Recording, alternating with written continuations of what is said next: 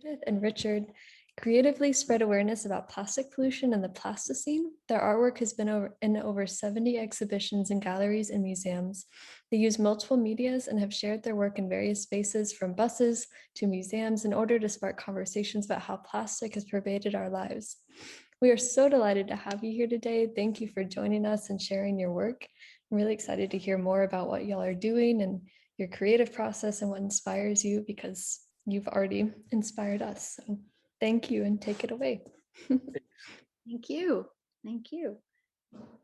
Oh, there we are. There we are. So did you think you had a welcome, everyone? We're so delighted to be part of this whole eco arts festival, really, with many speakers and an ongoing art exhibition. And so we are very appreciative of the invitation. So did you have a poem you wanted? Oh yeah. This is called The Honey Tree. It's by Mary Oliver. And so at last I climbed the honey tree. I ate chunks of pure light. I ate the bodies of bees that could not get out of my way, such frenzy. But joy does that in the beginning, I'm told, and maybe I'll come back only sometimes and with a middling hunger. But now I climb like a snake, I clamber like a bear to the dark, nuzzling place where the bees have racked up the treasure of their thighs. Oh, anyone can see how I love the world at last, how I love myself at last, singing in a heaven of appetite. Thank you. Thank you. Okay, so with that, I think I'm going to go to the screen share, and hopefully this will go just great without. Okay. Okay, here we go. So this is one of the most famous pictures of the 20th century. This was taken New Year's Eve, 1968 by William Anders on the Apollo, I think it was Apollo 8. Yeah. Apollo 8, right. Right. And this image has captured our personal imaginations and has sparked the reveries that come to us today. So that image was in December, and shortly thereafter, 1 month later, this image came across the airwaves. And this was from the Santa Barbara oil spill, a devastating event that catalyzed. Again, this image was kind of indelibly etched in our minds back then. That paired with the image of the Earthrise, and many, and not just in our minds, but lots of people's minds, and it provoked a whole series of activism and legislation. Now, all of this legislation was passed under Richard Nixon, if you can believe it. All of this legislation that has shaped our world came about in the early 70s. And we're very happy about that. We'd like to see a lot more. And then there was the Deep Horizon oil blowout in 2000. I can't remember the year. Anyway, of recent memory, and this might be an image that some of our viewers may be more familiar with than going back to the Santa Barbara oil spill, but nevertheless, the problem remains. And we are incited by these, as artists and as people, with these powerful images that just get seared into our brains. And what do we do with that? So the approach that we have taken is we've lived in the creative life our whole adult lives, which is getting to be longer and longer. But it's that passing, this image for me evokes that idea of the passage from one to the other of that creative spark. And because we like to use good humor in what we do, one day when we found both of these items on the beach, it evoked this response. There we go, the passing of the inspiration, that spark of inspiration? So my education, I went to the University of Wisconsin and I got a master's degree in sculpture, and I won a grant to build this thing, which is 9 feet tall and it's made out of welded aluminum.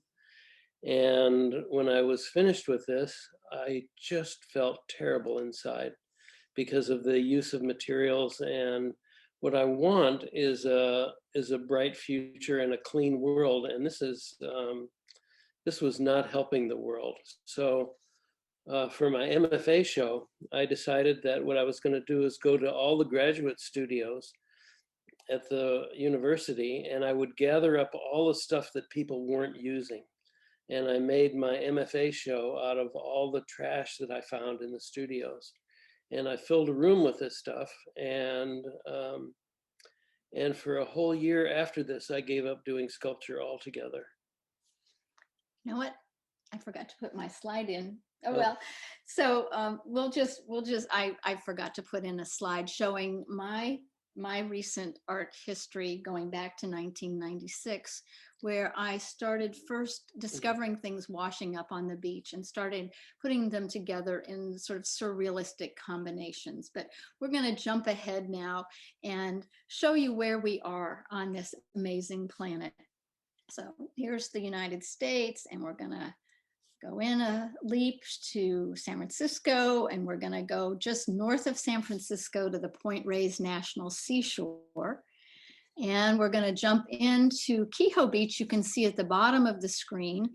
And we have together since 1999 walked from that trailhead there and traveled 1,000 yards, 1,000 meters north, over and over hundreds of times. And we have devoted ourselves to this very small stretch of beach.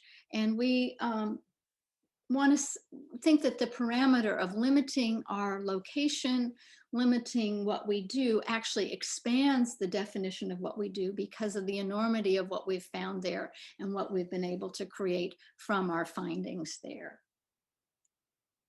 Welcome to Kehoe Beach.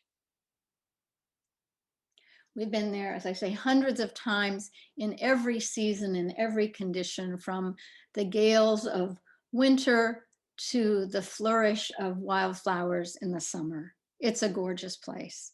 Come on, everybody, come on. We'd love to see you there. So this is a love story, because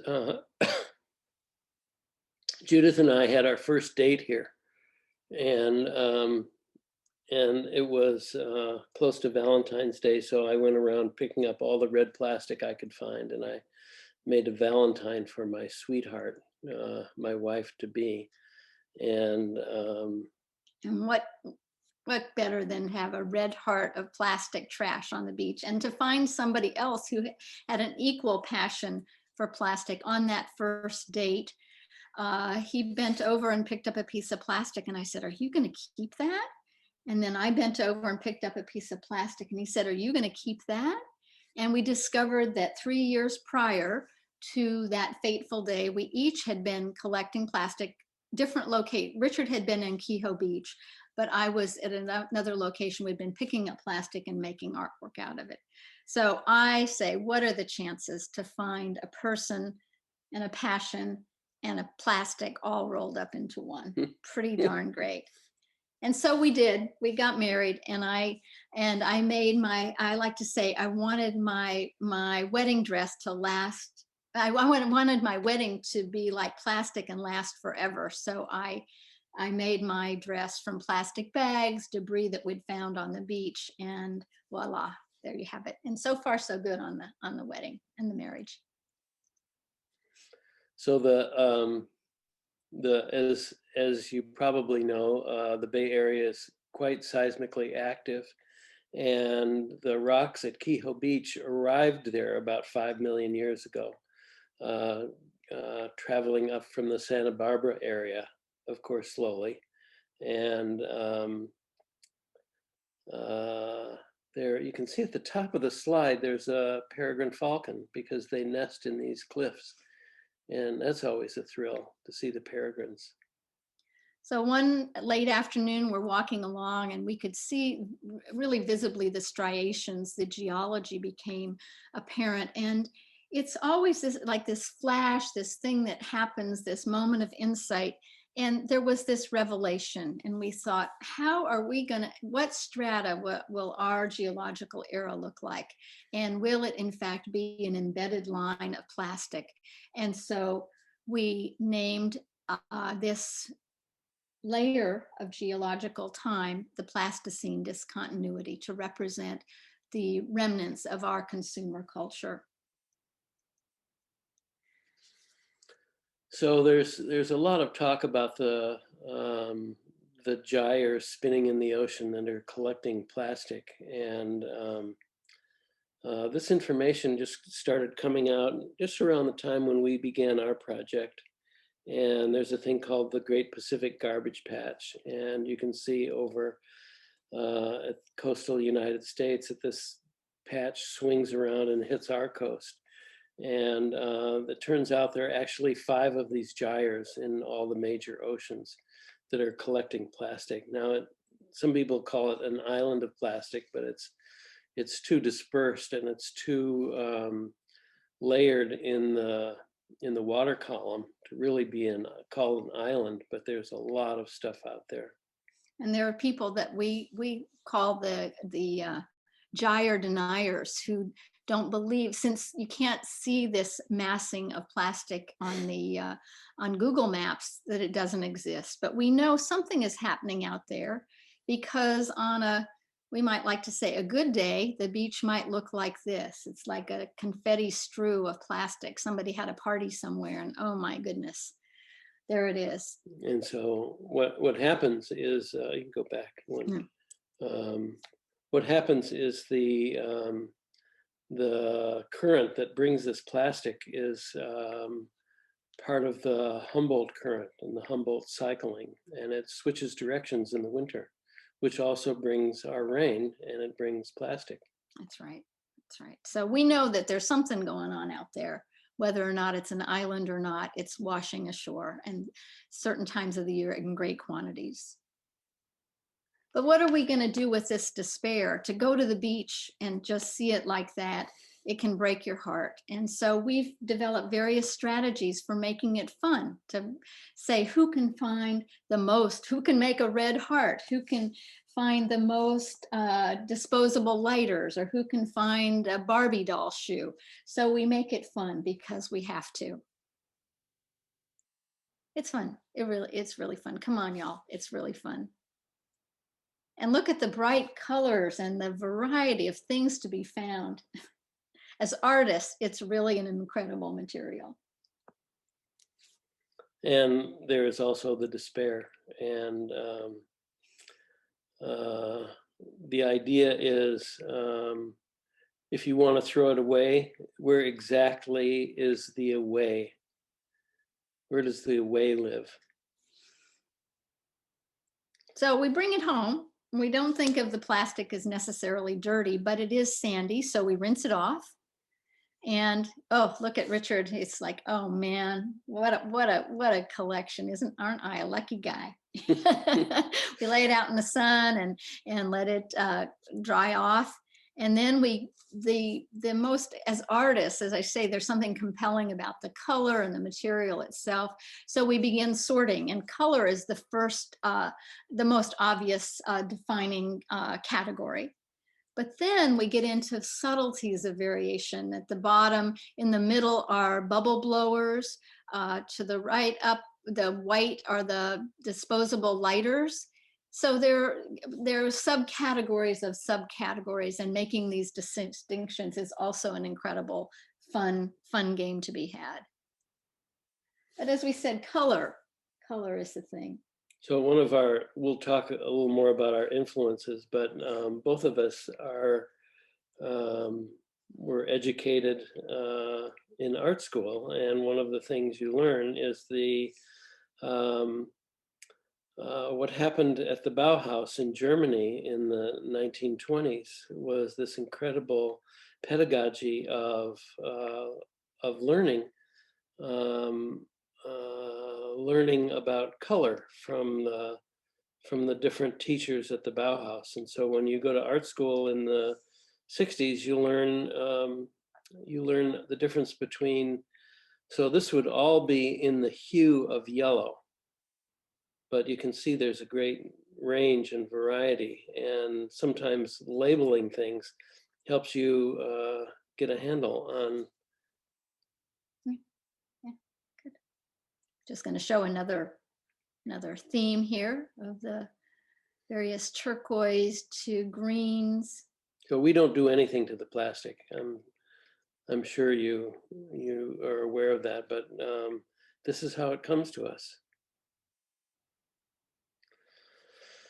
And then the thing that's really fortunate for us is that we have a barn, and it's a place where we can keep all of this stuff. And we do everything that we collect from the beach.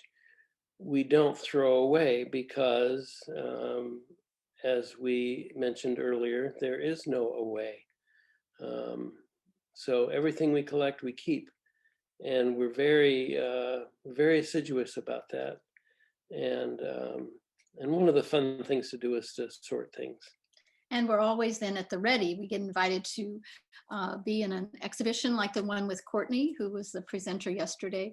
And so we pulled out all the blues. And so we had quite an array of blues for the installation that we did. So we're ready. Somebody says, I need this or I need that. Oh, no problem. We just pull it out of our inventory and we're good to go. We had an anthropologist from Johns Hopkins wanted to write about us and do a little study of us, and we just left him in the barn for half a day, pulling out things, looking at the boxes. Yeah. Okay. And being in the art world, one of the conundrums that I face, that every artist faces, is how you're going to make a living. And so in 1979, I started a business where I wanted to help other artists make a living as well. And so we started a printmaking business, because this was at the inset of digital printing. And if you're doing printmaking, it can be very expensive to do a series of prints, and digital printing allowed it to be democratized. And so we started this business called Electric Works. We called it Electric Works because the building that we moved into was called the Electric Works. And the byline was the Land of Yes, which is very important to our story, because we wanted to have a place where artists of every stripe would be welcome and could come in and use the facility, use the people, the expertise that we had to help them realize their projects, including ourselves. We had a very high resolution camera, and here's Richard arranging some of the plastic, and we have a long practice of photographing the arrangements and then making them into prints. Artistic influences really come, this is one of the teachers at the Bauhaus named Vasily Kandinsky. And just the way he was recognized as one of the first abstract artists, along with Hilma af Klint. No, I'm going to just show how, so we can just go back. The other great influence is jazz music and the idea of improvisation. So these arrangements are made, and then we disassemble, we take a photograph, they're made into a print, and then all of this goes back into the inventory. So we actually recycle our own materials. And then here's another arrangement of one of those. This is called Mickey's Monkey. One of the great thrills is finding non-traditional ways to get our message out. And in 2010, we were invited to be the Coastal Cleanup Day poster people. and we made posters, part of their advertising campaign. And to be stuck in traffic and to see your artwork on the back of the bus, it doesn't get any better than this. You could be in any museum in the world, but to be in traffic, and there it was, thrilling. And then here's the poster for that. And then we did another using just bottle caps, again on the back of the bus. Woo, thrill. And then the poster for that. So finding different ways to get, how can one tell people about this difficult message, get this information across? And you want to speak about this one? Sure. So we have a friend who does infographics. And we said, can you help us talk about this? And so he made this: picture a mile-long line of plastic shopping carts filled with plastic going into the ocean every 5 seconds. Tick, tick, tick, tick, tick. So this was from a show we had at the museum, the Design Museum in Zurich. So how to make these ideas visible, to make them real for people. So one of the things that we do is work in community also.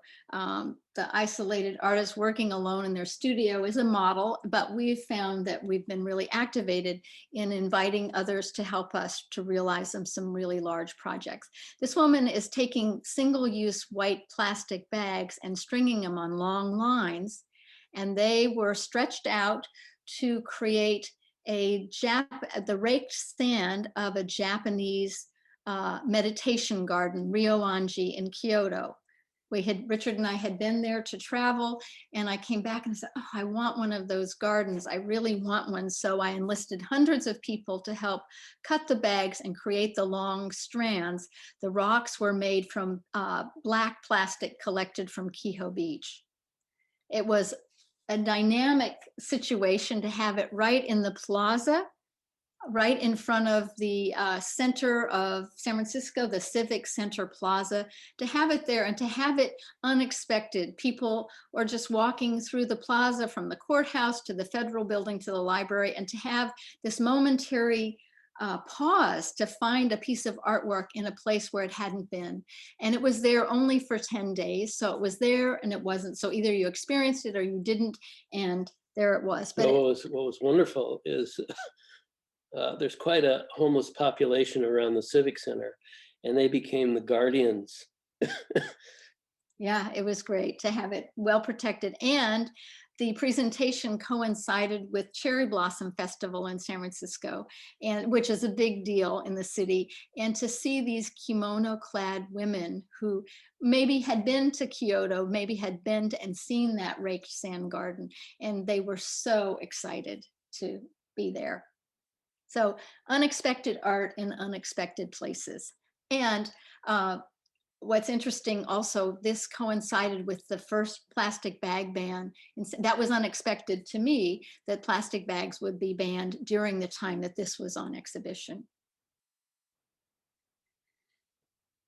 So we were in receipt of an enormous snarl pile of ghost net, and ghost netting is the derelict fishing gear. Some friends of ours had taken an exploration ship out into the middle of that gyre, and they brought back piles, a heavy load of this rope, and we called us up and they said, would you like it?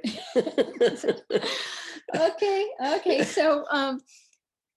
so we kept kicking into this thing. What are we going to do with it? It was just sort of right in the middle of our yard.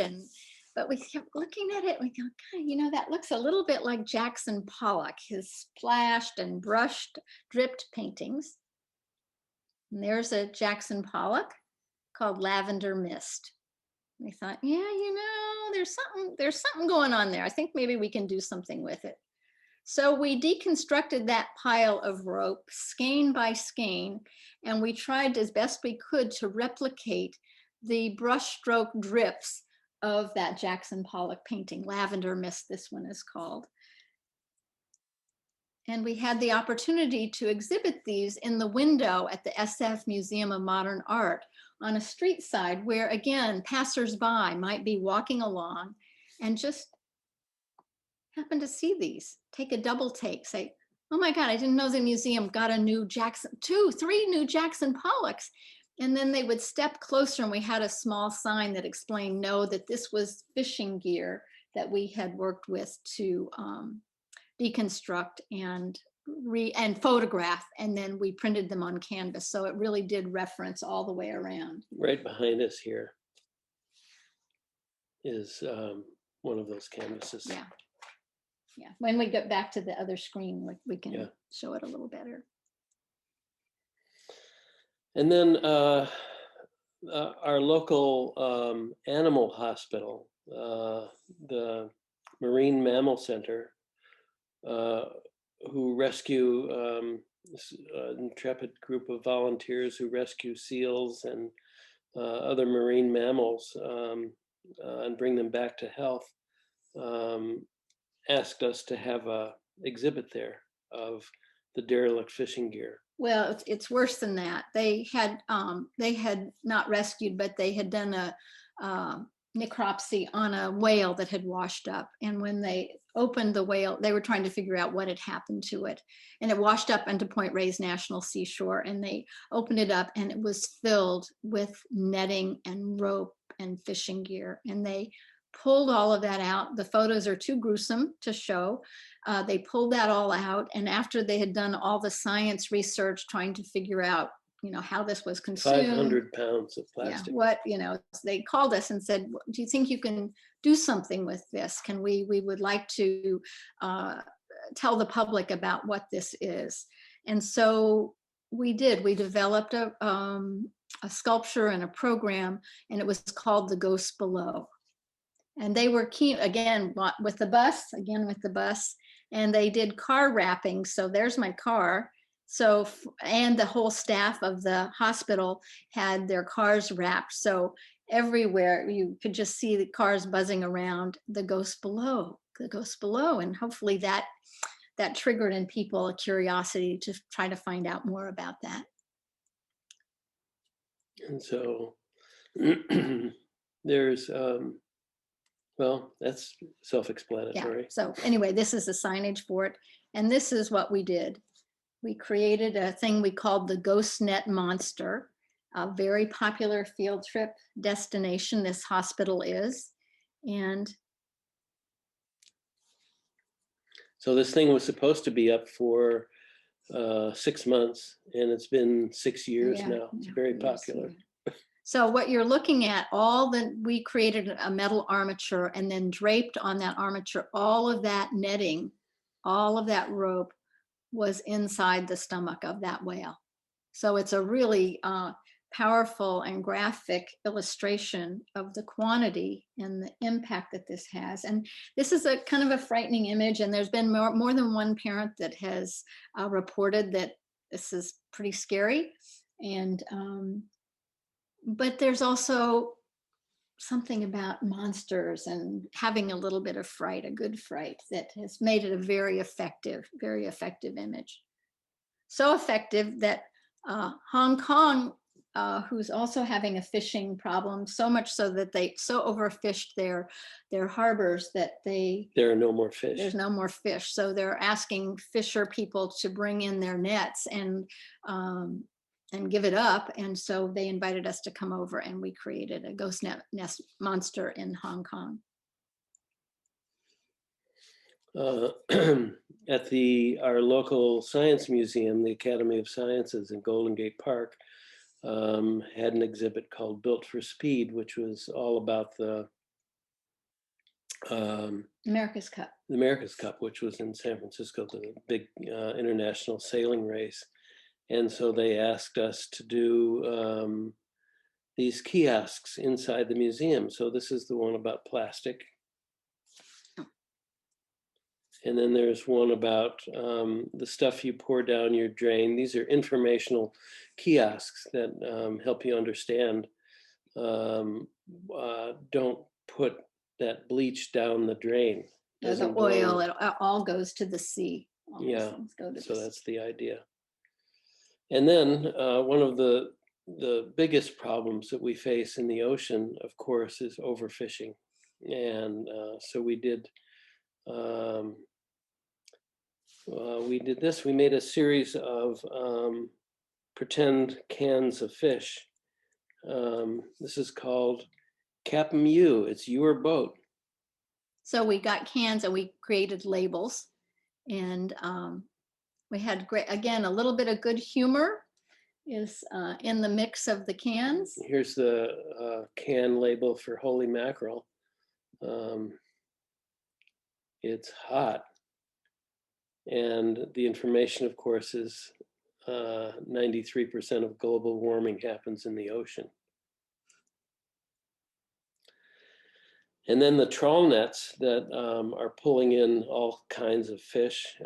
This is called full filobrand bycatch. We're trying to be humorous about this. This now with added cetaceans, elasmobranchs, asteroids, hydrozoans, cephalopods, and polychaetes. All the things that get caught in sea nets, fishing nets. And this is my favorite. This is called Trawladol brand benthic bouillabaisse, which is,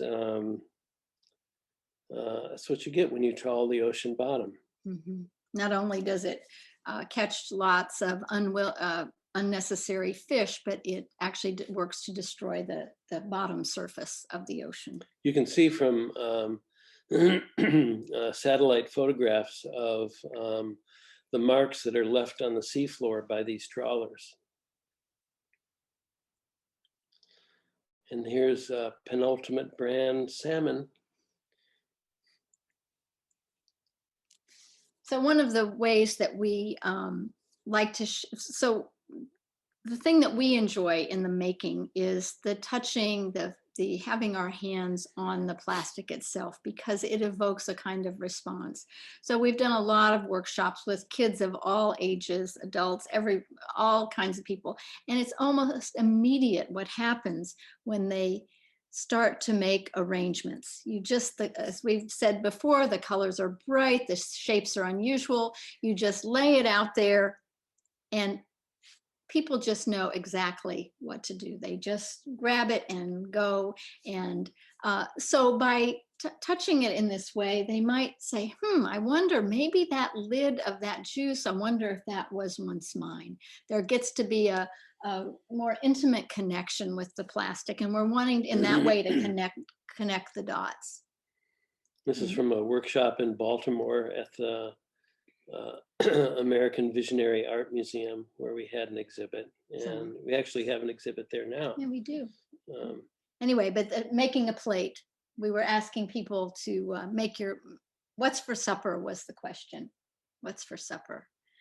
And so people do all kinds of wonderful arrangements, from a bouquet of flowers.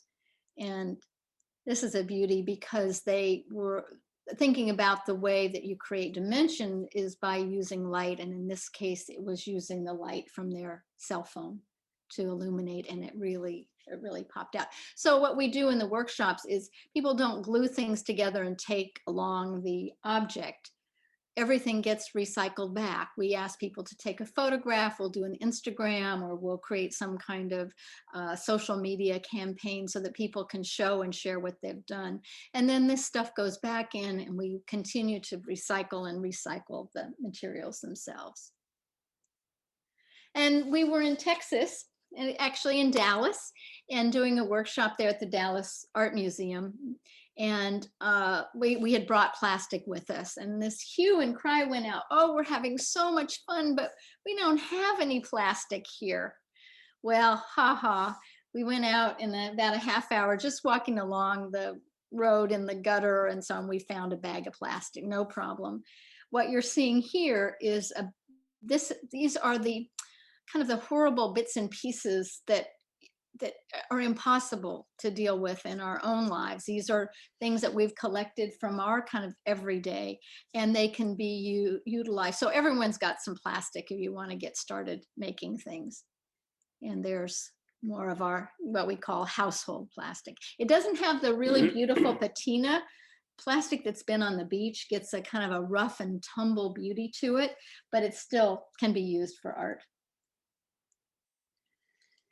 And then this is at the SF MoMA, the Museum of Modern Art. This is in the cafe. And we started arranging plastic on Fiestaware plates. And my son Noah said, oh, this is unaccountable proclivities. They look like they went together in this really great way. So we did this series of prints called Unaccountable Proclivities. So can you give us how's our time going? We were gonna plan to end by 6:45, so you still Okay. have over half an hour. Oh, okay. Okay, so we're good to continue. Okay, good. Because the next thing we have is one of the things that have happened during this COVID year, our COVID sheltering year, is many exhibitions, things that we, let's see how I can do this. I'm just gonna turn this. Many things have been canceled, changed. There's been just a kind of a devastating rollout of things that didn't happen. Coastal Cleanup Day over the years has been one of our most important, you might say, holidays, to join with others to go to the beach and collect plastic. This year, there was no Coastal Cleanup Day. There were, people were invited to use the month and go on their own, gather what they could and document it and send in their statistics, but there was no gathering of people. So that was pretty hard to take. So we decided that we would do a month of programming for our local community access channel. So every Saturday for the month, we brought together a variety of films and short pieces. We got stuff from NOAA, from filmmakers, and it became kind of our own film festival. And so this is just what we're seeing here is just the little trailer advertising that we made to announce the Coastal Cleanup Month that we did. So we've been trying to figure out different ways to reinvent ourselves, since traditional gallery places and any indoor working places just not been possible. We call it our COVID vacation. It's been our COVID vacation, yeah. Even for a while, they closed the National Seashore if you can close the beach, but they did. It's open now, and we're doing great. And we've had both our shots, so we're feeling pretty good about that. So should I just let this run? I think we're good. Okay. All right. So we'll just go on to our next. So anyway, you get the drift there of those were those plates that Richard was talking about, just superimposed. In finding alternative ways of talking about this problem, I think our prime directive, if there is anything, is the idea that if it's not fun, you're going to just depress yourself. So we've tried to find ways that engage people at the level of fun. So one of our partners, Ocean Recovery Alliance, put out this series of puzzles with our images, and these are jigsaw puzzles. And yeah, three of the images are ours, and three are from Doug, our partner friend. And there's so these are a great thing. They're a great conversation starter. You can be working a puzzle and you can be talking about plastic pollution, and it's a thrill to have the last piece snap into place. It's a very satisfying things. And there are those two boys that were pretty happy to have the puzzle pieces go into place. We may be related to these people. Anyway, anybody of any age can do the puzzle. So this is our we'll tell you how you can buy a puzzle later.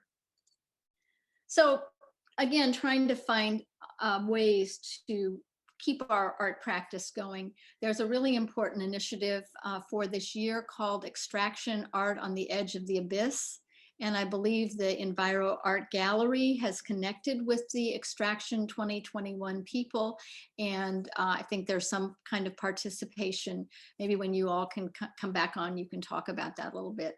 So one of the things that isn't maybe necessarily clear to people is the connection between plastic and oil. Often people just think, well, plastic's plastic. It's just plastic. Judith happens to be an oil magnate. Well, it's a longer story of an uncle who had an oil well that was his dream vision in Montana. And it was a geyser, a gusher, and it went off, and he thought that this was long, many, many years ago. And he thought that would be the twist of fate for his infinite riches. It turned out to not be true, but my sister and I ended up getting the mineral rights for a dry oil well in Montana, which we still have. But at any rate, a longer story than that.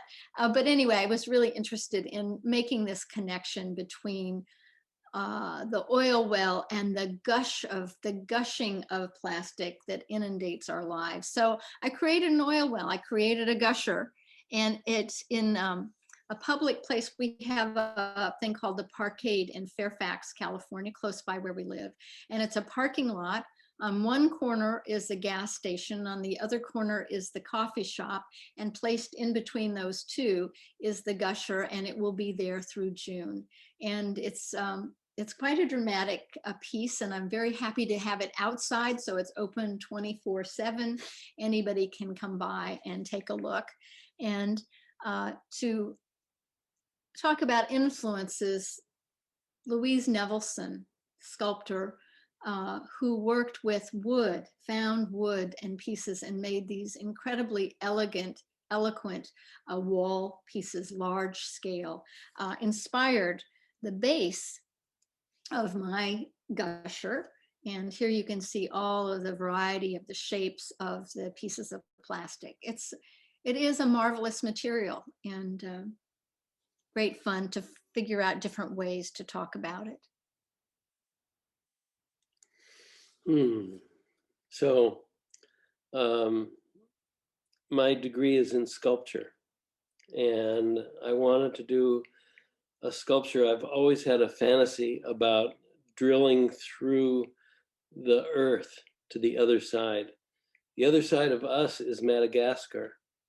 So we call this the lemur hole. We keep waiting for the lemurs to come marching out of here. So far, none. Mm-hmm. But I still have a sculpture practice and doing things like this, which is which leads to talk about how do you know what to do?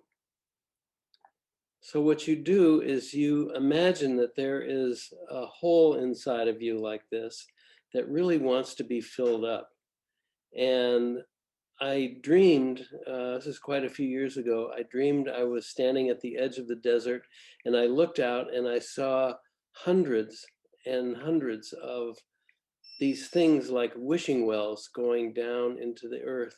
And the thing that struck me was that every well went to the same source. And I believe this about human beings, that we all drink from the same water.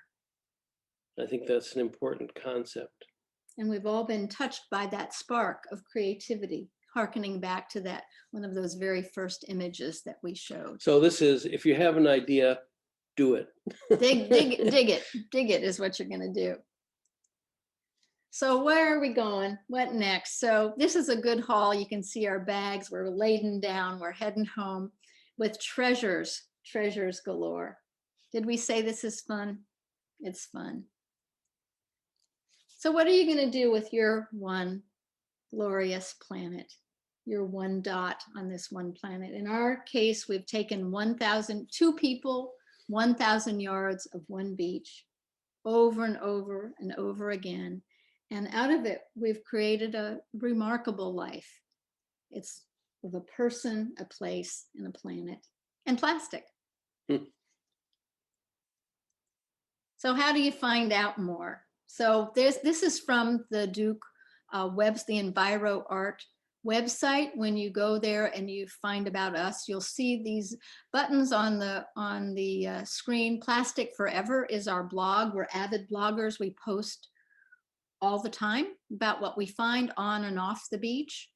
Beach Plastic, click there and you'll go to our website where you can see pretty great slideshows and other things, features about our formal work. Shore Sweep, I want to give a shout out to my sister, Janice Selby Jones, who is down in San Diego and is doing remarkable work, artwork, as well as sharing the word as an activist artist with youth and people of all ages doing plastic workshops. Ocean Recovery Alliance is our partner with the puzzles. And if you're interested in finding out how to buy a puzzle, you click there and it'll take you right to there. And Ocean Conservancy is our neighbor and friend, Michael Stalker, who is doing remarkable work about noise pollution in the ocean and what people can do about that. So I think the coda to the whole thing is we remember that it was not bombs and bullets that took down the Berlin Wall. It was joie de vivre and style. It was really blue jeans and rock and roll that took down the Berlin Wall. So joie de vivre and style is what will save the planet. So, and a little dash of good humor. That's what we want to bring to this really difficult situation. Okay, I think we're going to quit our screen share here. Okay, and see if we can come back to, ta-da, there we go.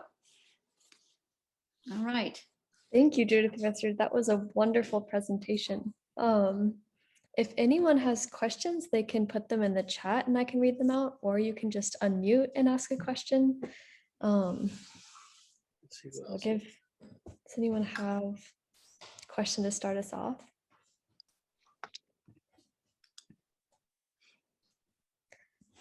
I have one while people are still thinking. You talk about you walk the same spot in the beach and it's a very small place.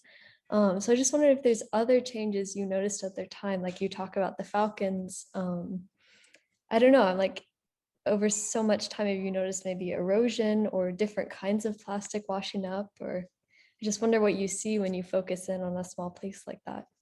Well, we found our first croc.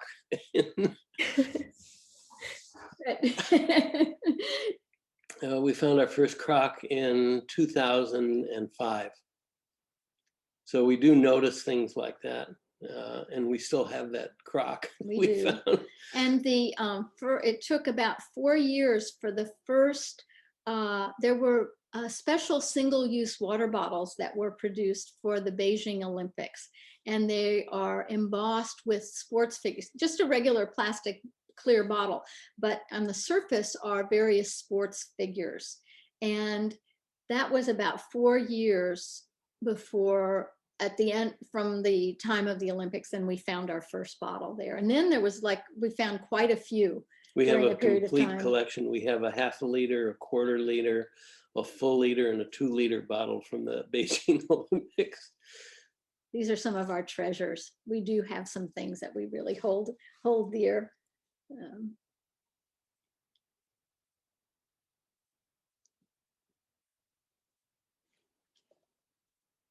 Looks like there's a question in the chat. Can you read that for us? Definitely. So Cameron is asking, she's curious if y'all have thoughts on solutions. It's crazy and disheartening to see so much plastic washing up on our shores, but at the same time, it's very hard to avoid use of some plastics. Everything seems to use plastic in some form. So do y'all have ideas on what people can do to reduce plastic or fight back? Yeah, I mean, there are plastic bans,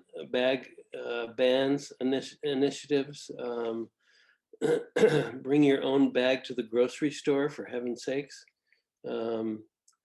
These are tiny solutions. Would you like a straw with that? No, thank you.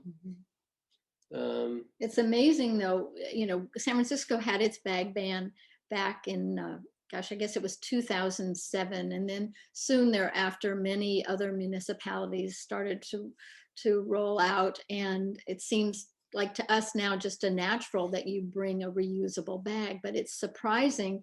My sister Janice down in San Diego County has been still fighting the fight, municipality by municipality, to initiate some bag bans also for cutlery and disposable beverages. That she's close to the beach, so there's a lot of debris that's, you know, people get takeout and then there's stuff left and then stuff washing up.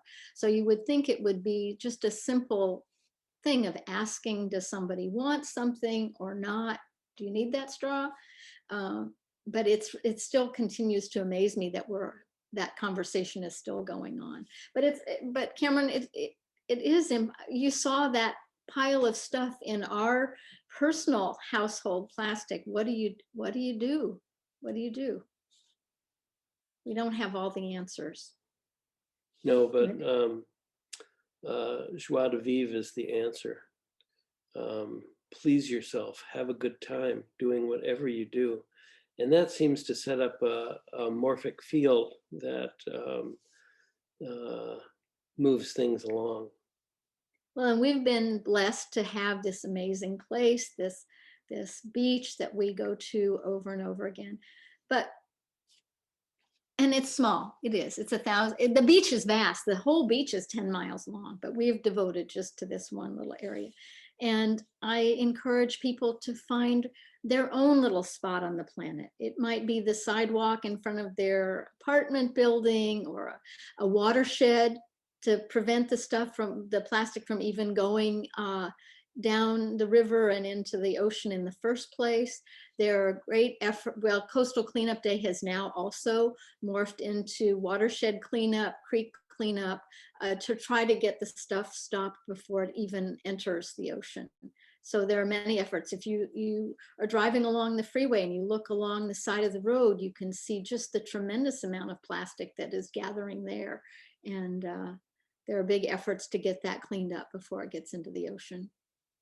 The other thing is seafood, and what we do about the oceans being stripped of seafood. And first of all, stop eating it, which is tough for some of us who really like it.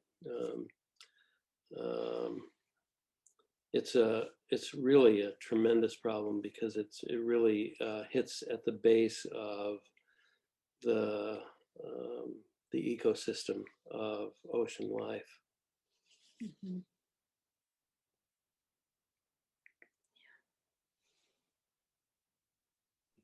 I have a question, or maybe just a thought, but y'all just really like radiate joy, and you mentioned having fun with this so much despite it being a pretty grim issue. And I just wonder if is that just a frame of mind? Is it the art making itself that gives you this joy, or the connection to place, or just your shared interest in plastics and this beach? Has it always been so fun? Have you developed this love for it over time?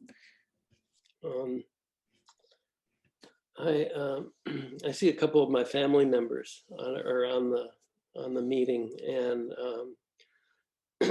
I come from a family where everyone is doctors and lawyers except for me.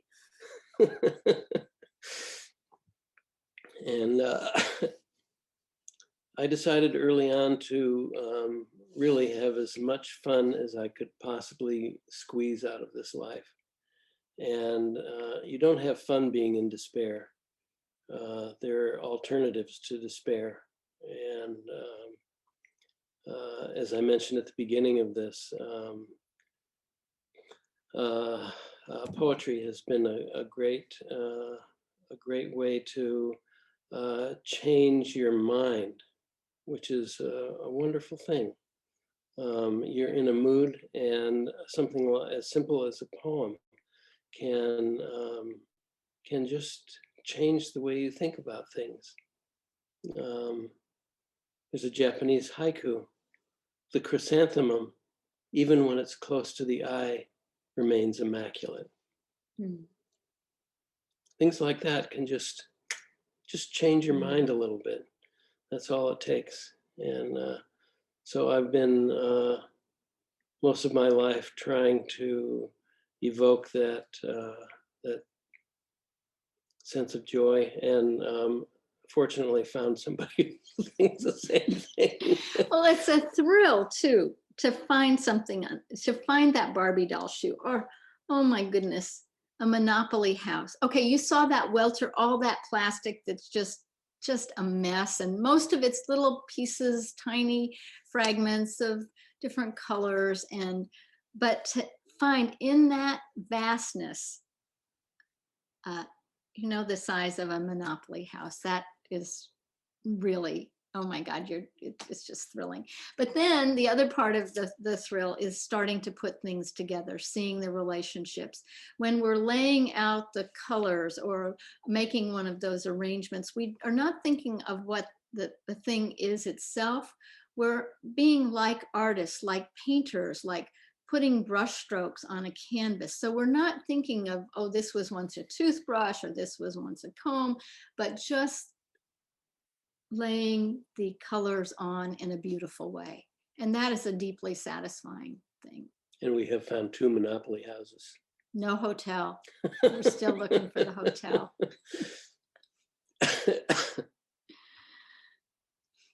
That was a beautiful response. I almost feel like your work in a way is like poetry, because you make us think about the things that we use every day in a totally different way. Yeah, that is wonderful. Does anyone else have questions? Feel free to pipe in. Or so I'm always wearing something that will be eye-catching. So today I put on this necklace. Of some of the pieces are identifiable, some are just beautiful pieces of color, and it's always a great entree into the messaging when somebody walks in and goes, oh wow, look at that necklace, or I'll have a bracelet or some earrings on, and it invites a conversation in a non-confrontational way. If we were going wag wag, oh, this is wrong, that's wrong, you need to stop doing this or that, but no, oh, look at, I found all of this on the beach. Wow, what if this became incredibly valuable and people would rush to the beach to find plastic to make jewelry, so the value would be amped up. The beach would be clear, the gyre would be clear, wars would be fought trying to get out to get the most authentic plastic to make the most valuable jewelry, and so on it goes. But as a conversation starter, always, I like to say it's a fashion statement to have something to wear that will evoke a response and engage in conversation.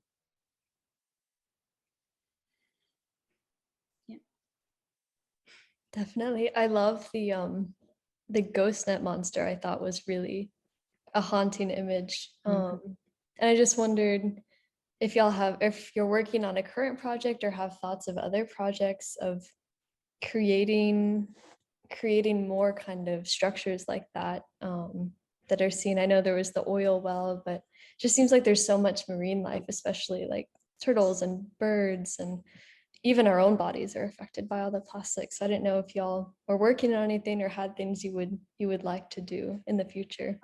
Gusher has that same kind of ominous feeling, the black plastic bags at the top.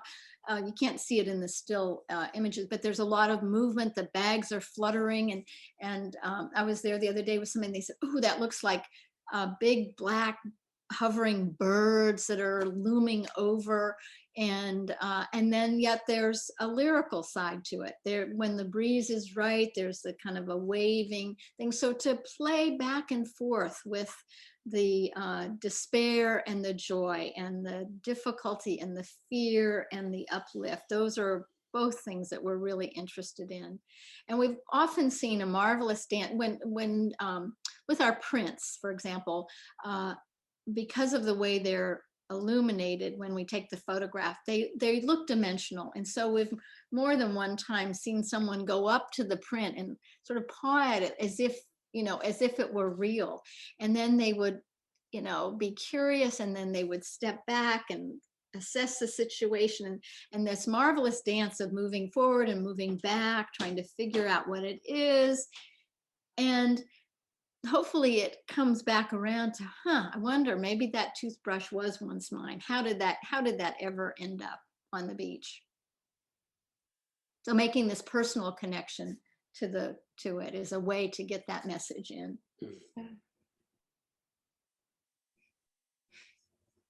Great. If we don't have any more questions, is there anything, Judith and Richard, that we didn't ask you that you would like to talk about or leave us with? Find your spot on the planet. Do it. Do it every day. Do what you love. Do what you love. There's nothing more important than that. I don't think there's anything more important. And how do you find the thing you love? That's the big secret. And to go inside, to go down that well. Go down that well. And I've been a meditator since 1967. I recommend it. Well, we thank you all for being here with us today. And on that page with links, there's more information. And there are several movies. they have one of the movies on their website. Okay. They do. Yeah. Yeah, good. So, and if any of you are in Northern California, come on, Kehoe Beach. A lot to recommend it. We'd love to take you there. I'm sure we would all love to. And thank you again, like huge thank you for joining us. I know everyone here has really enjoyed it, and hopefully, we'll put this on the website with the rest of your things, and plenty more people will get to hear your story and see your work. So Good. Thank you. Thanks for having us. Thanks. It's been a Really pleasure. appreciate it. Round of applause. Thanks.